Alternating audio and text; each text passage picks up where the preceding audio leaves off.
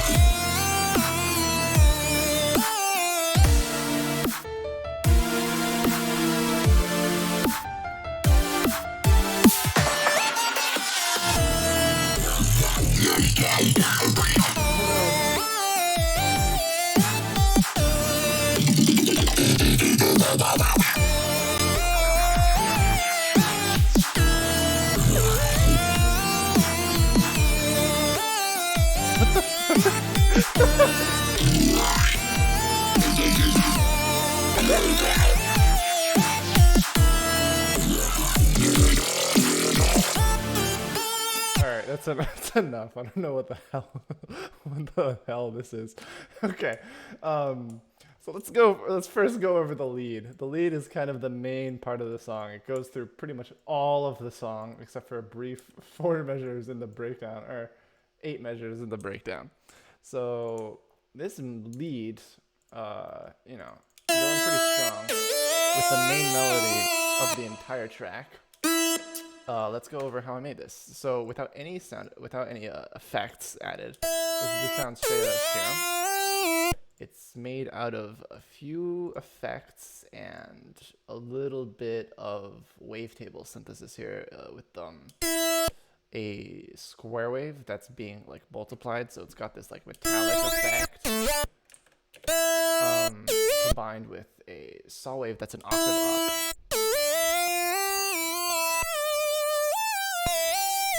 A little bit of portamento, and then a little bit of vibrato that's being automated through the mod wheel. This is the oldest trick in the book, giving a pretty fast, of course, 6.9 hertz to the LFO being auxiliated, I guess, by the mod wheel, just a tiny amount for vibrato, with a little bit of fancy effect. The compressor and hyperdimension, giving it a lot of high-end sparkle. You can see here that I'm actually manually automating in the mod wheel on long notes, like this D here. Also giving it a little bit of glide.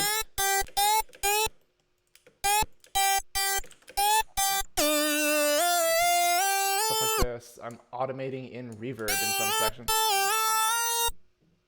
It doesn't want to load. That's a little unfortunate. But usually there would be like a big reverb sweep. Oh, it doesn't want to load because the reverb is off. So if I take off all of this, except for the reverb, still doesn't work. That's okay. So let's go through the effects now. So first is an EQ. What the hell, man? Okay, I have no idea what this is. It's a high shelf and then a brick wall at 18k hertz. Without it, it basically just takes off like the slightest bit of high frequencies. You can hear this is on there. There's actually no frequencies past a certain point. Past here, if I take it off, then those frequencies are there. Daisy. Yeah, so you can see they disappear. And then there's OTT, which just adds the frequencies back in, and 7.2 gain of dB is kind of a lot. Lots of like, I removed the high frequencies and then I just added them back in with the OTT for whatever reason. Although I guess it does kind of work because, you know, whatever this is. Link Pro Q3 Simplon. Ooh, and it is unlicensed on this computer, which is a little unfortunate. Whatever. That's just for this part because it fades in. This is the reverb that's supposed to fade in, but I guess the automation just broke. I'll do it by hand so you can hear it. Something like that. Subtle effect. Then this. So we have 2 blank EQs on here for whatever reason. I'm surprised there isn't Soundgodizer on this. But yeah, that's the main lead. It's actually a pretty simple patch. It's a very popular technique to have one oscillator and then another oscillator just an octave up. And these are very basic wave shapes. They're actually, I think I drew this in by hand. I didn't even use like any like basic shapes wavetable. And then this kind of just goes on for the whole thing. We talk about a little bit of music theory here. This is the 2 of the D minor scale, so this wants to go naturally from this note to that. So this entire song just goes from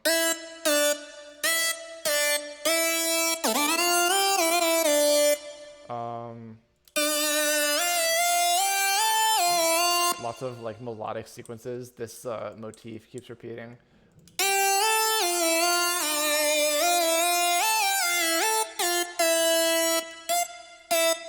This it's basically just a pattern of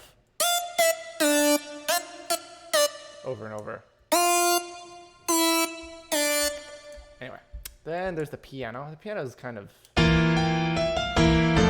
much is going on here. I think a lot of the effects loaded. I don't think a lot of the effects loaded in, but they did. So in this part, we've got a bass here. That's I'm sure it's a preset. Oh, it's not. Very simple bass. This is gonna give you, don't do this. This gives you massive stereo issues because if I make this mono, that's, oh, it sounds fine.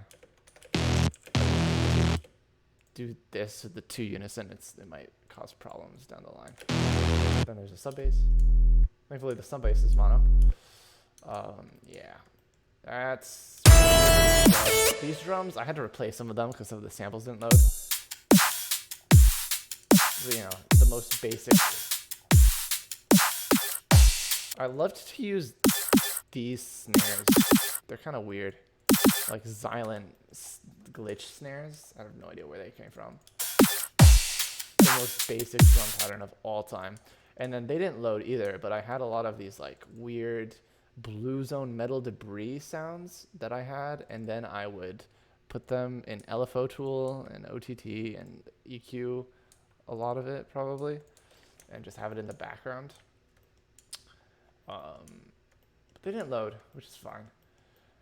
They probably didn't add a lot other than just white noise. So let's continue onward.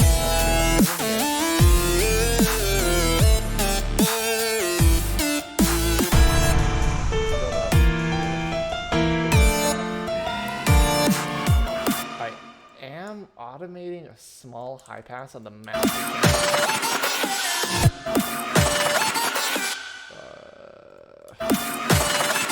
so basically all that's doing is removing like low frequencies. I'll exaggerate it. That's basically what it's doing. Alright, basses. These basses are actually not bad for, you know, being from like 4 years ago. Like that's a pretty good bass. I think I actually saved this bass preset like in my Serum folder. A little different. The Phase Mistress on it didn't load. But this was my old way of making bass sounds where I would have Serum and I would make a sound using, I don't even know what this is. Still with detune. I wouldn't put detune on a bass now. But, you know, stuff like this. And then I would basically have a macro. And then I would automate the macro by hand. Or not by, you know, make an automation for it. And that just had a high 24 filter. And this, in addition to sound effects, had a sound goodizer on it. Phase Mistress, which is just a fancy phase plugin. And then this, which is the precursor to the Super Compressor, which is a super old, really bad effects chain. And this has, or no, this is the Super Compressor. This is an alpha version of the Super Compressor because it had the genetic rack in it. And the genetic rack is something that alters the genes of the sound. I was in like Switzerland. I was like on vacation. I was like so bored and so dumb as like a 7th grader. And I made this and I thought it was so cool. It's basically just like so many, it doesn't even work. It's not even loaded all the way. But yeah, it adds a lot to the sound. It just kind of, it's just like distorts the sound way beyond oblivion. And then there's a little bit of EQ. It's the most surgical EQ ever. It does help actually. And then a basic saturator as opposed to an advanced saturator. And then that, I just stemmed it out because, I don't know, I guess I had the foresight to do that. So that's what it would sound like if all of the plugins had loaded and, you know, in the Phase Mistress. And then it's kind of the same approach with all of these. Let's see if yeah, you can hear it. It sounds a little different. But it's the same process without any effects. A pretty basic sound, and then I just put it through the Super Compressor. And that's how I made all of these sounds, basically.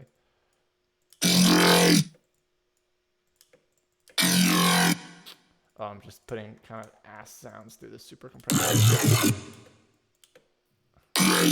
That's kind of it for all of these. That one is weird. And then the chord stacks here are kind of basic, actually. That's the most basic chord. Like it's init preset, 8 unison voices, an octave up, with no post processing. Or they're a smoothie balance for post processing. That's not even doing anything. I don't even know what this is. It's an Ahi preset. It's not that bad, but it has tons of low end. Yeah, OTT on it. When I say low end, I'm hearing all of this like super messy, rumbly stuff. If I take out high frequencies and then I make it louder, like that's gonna clutter up the mix so much. All of that, it's just like pure rumble. That's so bad for the mix. This is pretty cool. Another Ahi preset. Ahi seems like a good sound effect. I don't have these. But that's a pretty, I'm gonna save this actually. This is a good preset. Yeah, that's pretty cool. Sound goodizer, that makes sense. And then I had the foresight to cut and then radiated for the curve, more bass, sub bass for the growls. But anyway, the whole chord stack sounds like this. It's okay.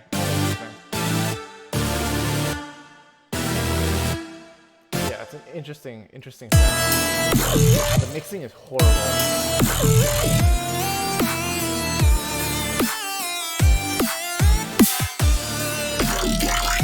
If I was mixing this now, and if you make a melodic dubstep sound like this, have a track spacer. Track spacer is a really good plugin that basically removes the frequencies from one sound from another sound. So from one sound, like basically what it would do if I put a track spacer on the chords and I plugged the lead into it, it would subtract frequencies from the lead from the chord in a really awesome way.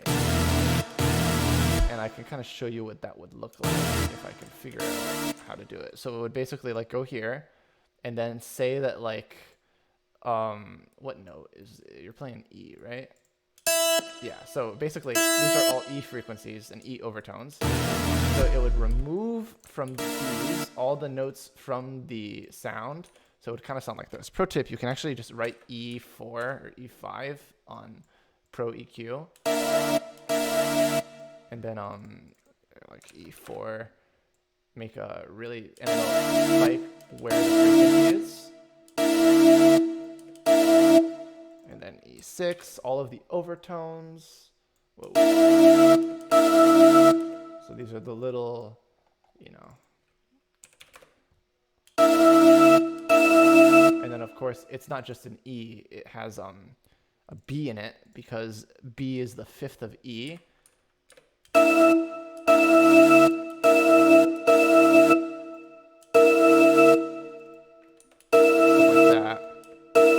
It's an A. Or maybe it's a B flat. Yeah, it's a B flat because it's in a D minor. And then B flat like 6. So B flat 5 2. So basically these are the frequencies it would detect, and then it would just turn them all down. And then you're left with like better. And then it would also like scale to the volume of the lead. And then it would obviously change for each note too. And it wouldn't just be like 7 of these. It would be like a lot of them. I think you can also, let me see something. All right, I found it. So with Pro Q3, what you can do is you can have an analyzer which lets you look at the frequencies from another sound. Like this is the Pro Q3 on this sound, and then I can go to another sound and look at the same frequencies. I think you need to have a VST3, which is because they can communicate. Right now I'm looking at the lead frequencies, but it's not playing. If I play it, you can see that I have 2 frequencies, and one is the chord sound and one is the lead. So basically what it would do is it would find all of these frequencies that are common. This one, it's actually highlighted the frequencies that are common, and it would just turn them down. So if you're mixing a melodic dubstep sound right now, get a track spacer and it'll do this for you, and you can customize it, and it's super sick. Anyway, moving on. That's a little mixing tip. This is the Virtual Riot, like Panda Eyes style of melodic dubstep, where you have like chord sound and then you would have a bass, and it kind of works like there would be a kick here, and then it ends with the snare. Basically, I've just pirated this off of that, and it really works well for mixing because you don't have a lot of elements saying at the same time. Like it's not like something crazy like this, which would be super ambitious. You can do it, but it would just take a lot of mixing. So having it structured like this is the most boring way, and it's the most basic way, and it's the most efficient way. So, and it's not even like the pattern is interesting. It goes like 1 2 1 2 1 2 3 4 1 2 1 2 1 2 1 2 whatever it is 1 1 1 1. Not very interesting. Moving on, then you have the breakdown. It sounds way different in the actual song because there's like a cool delay thing, and it's got like a vinyl effect on it. Drum beat, that's a bad thing to do. If you have a breakdown, alter the intensity of the drums, because this and this is pretty much the same thing. The same chord progression too. I reintroduced the piano.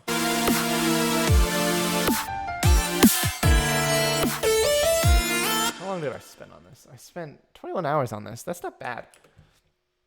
But, you know.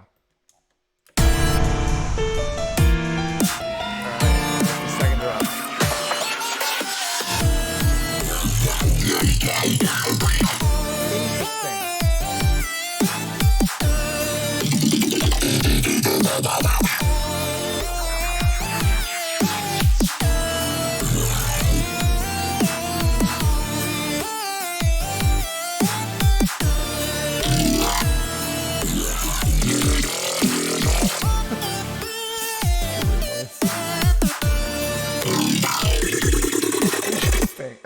I do remember this. So obviously the new thing is a new structure. Instead of just going bum, wow, wow, ba da da da, then it has a. It's basically halftime. The entire thing has been stretched, and then it goes back to the regular flow, and then it's however many bars of this. So let's break down the bass sounds because that's the only thing that changes. So it basically takes the idea here and it just copy and paste it, and then it adds a new sound. So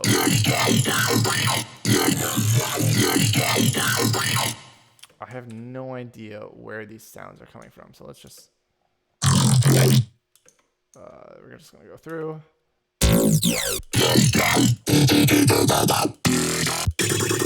That one's cool. I want to look. That one's here. I'll just save that. And then there's yeah, that one's not as cool, but it's still. We'll look at it. Is that this? Yeah, it is. And then yeah, that's that. Oops. Growl 8. All right, let's take a look at all of this.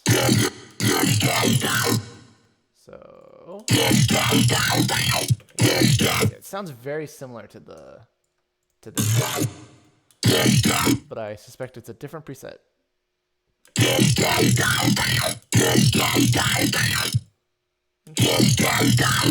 And then it just literally all of the basses in this entire song and probably in the entire EP are just, I think this is a monster wavetable. I just don't know why it's not showing up.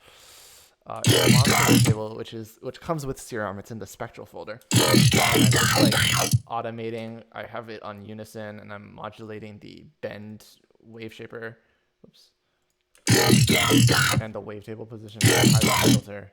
And some other stuff, like this is just all filter stuff with a multi-band compressor, and then Soundhizer and this stupid thing. Like that's every single sound. And then lots of surgical EQing. But I guess it works. And then I guess the hyper expand, I don't know, it didn't load in my project. This one is probably the same. Or whatever. I want to look at that like machine gun one though. No. This is so goofy. What is this? Now I'm curious. It's like, how do they even do that? Oh, I used the calm filter.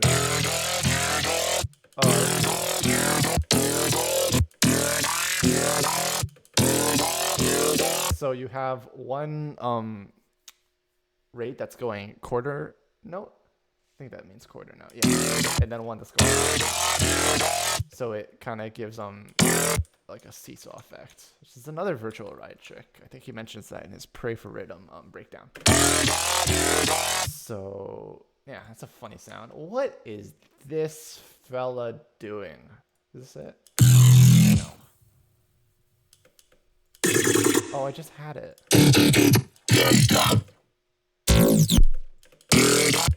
There we go. I see the problem. I didn't select it. Okay. This is it, right? No, it's not. Serum number 2. I see. It's not letting me select Serum number 2.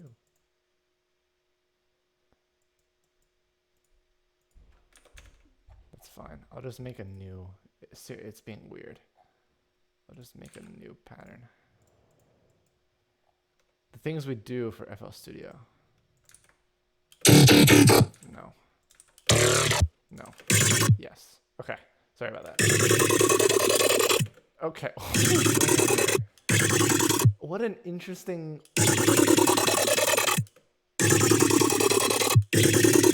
So it's like a machine gun thing. It's just a really fast. Another seesaw effect thing. Weird stereo thing. Like it's very not mono. If I made it mono. Yeah, you can hear how there are lots of stereos. Like the volume is very imbalanced.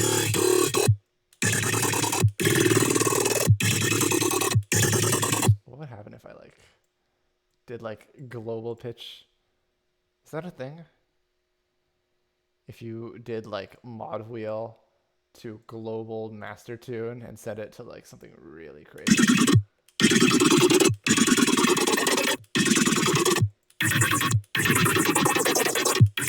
Anyway, and then the post-processing is exactly the same, although there is a hefty amount of flanger. That's what makes it pretty cool. Flanger's good. This plugin's good, Effector, you know, but I hardly know her. Good plugin.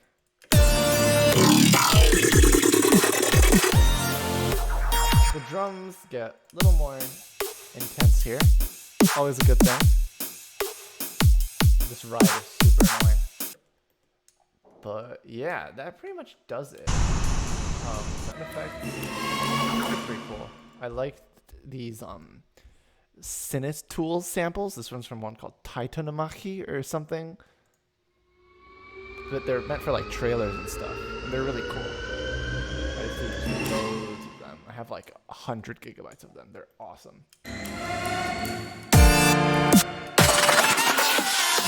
Oh, this is another Sinus Tools sample. You can imagine that in like a horror trailer. And so is, no, that's the one of the weird stuff. Yeah, so that is The Last Days. Thank you for watching this breakdown video. It was very impulsive. I don't know why I'm doing this, but you know, this is how I made The Last Days in the summer of 2019, which is about 4 years ago now, which is pretty crazy. So I'm not making dubstep anymore. I'm not really making any music anymore. I'm training for a career in violin, of all things. This is what I was doing 4 years ago. So yeah, peace.